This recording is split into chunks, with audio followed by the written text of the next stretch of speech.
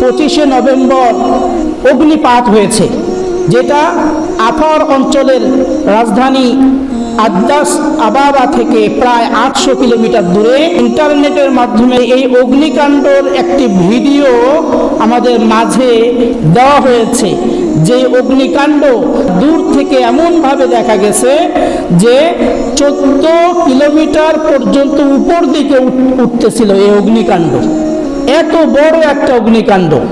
এবং এই অগ্নিকাণ্ড এটা ইয়েমেন, ওমান, ভারত এবং পাকিস্তানের উত্তরাঞ্চলের কিছু কিছু জায়গা পর্যন্ত এই অগ্নিকাণ্ডের ধোঁয়ার যে ছাই এটা উড়ে উড়ে এই দেশগুলিতে পৌঁছে গেছে।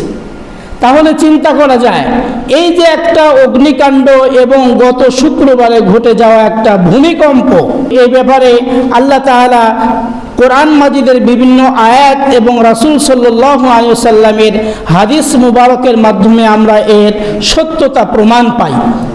আল্লাহ রাব্বুল আলামিন সূরা দুখানের 10 নম্বর আয়াতে বলছেন, ফারতাকিব ইয়াওমা তা'তিস সামাউ বিদুখানিম মুবিন।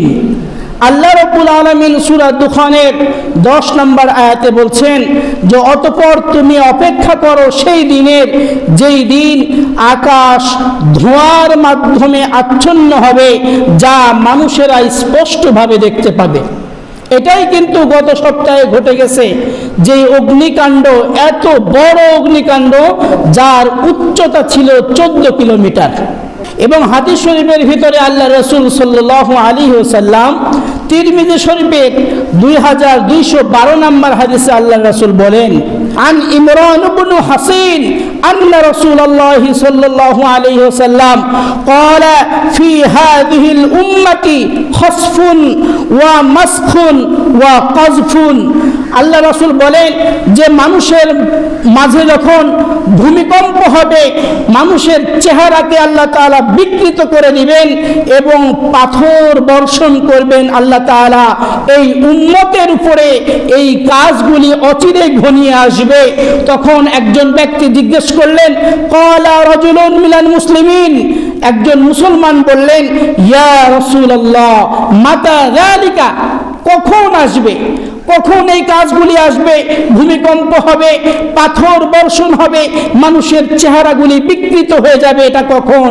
তখন আল্লাহর রাসূল বললেন, ইদা যহরাতিল কিয়ানু ওয়াল মাআজিফু ওয়া শুরবাতিল খুমুর, যখন মানুষের মাঝে গায়িকা ও বাদ্যযন্ত্র বিস্তৃত লাভ করবে এবং মানুষেরা মাদকাসক্ত হয়ে যাবে, মানুষের মাঝে গজব আসে, এই গজব মানুষেরা তাদের আমলের মাধ্যমেই নিয়ে আসে।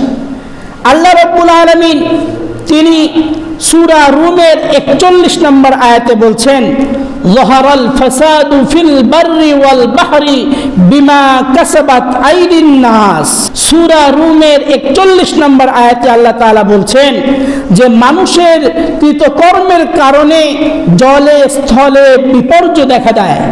মানুষের কাজের কারণে মানুষ যখন গুনাহ করতে করতে তার সীমা রেখা পার হয়ে চলে যায়, তখনই আল্লাহ তাআলা তাদের উপরে বিপদ দেন, তাদের উপরে গজব দেন।